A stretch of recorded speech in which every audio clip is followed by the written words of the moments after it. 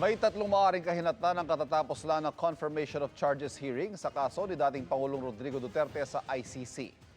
Narito ang aking pagtutok. Forward. Papatak sa huling Lunes ng Abril ay ka-anim na pong araw matapos ang February 27. Ang huling araw ng confirmation of charges hearing laban kay dating Pangulong Rodrigo Duterte sa International Criminal Court Pre-Trial Chamber 1. Ibig sabihin, sa loob ng panahon yan, magpapasya ang ICC Pre-Trial Chamber 1 kung sapat ba ang mga naipresentang argumento at ebidensya para litisin si Duterte sa kasong Crimes Against Humanity.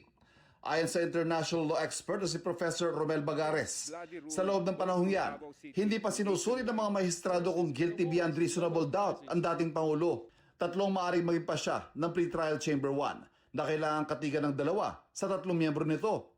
I-confirm ang charges at ituloy ang paglilitis. Hindi i-confirm ang charges kung saan pwedeng umapela ang prosekusyon o partial confirmation at utusan ng prosekusyon na repasuhin ang kanilang demanda o maglabas ng karagdagang ebidensya. Posible rin isa o dalawa lang sa tatlong counts of charges laban sa dating Pangulong makumpirma.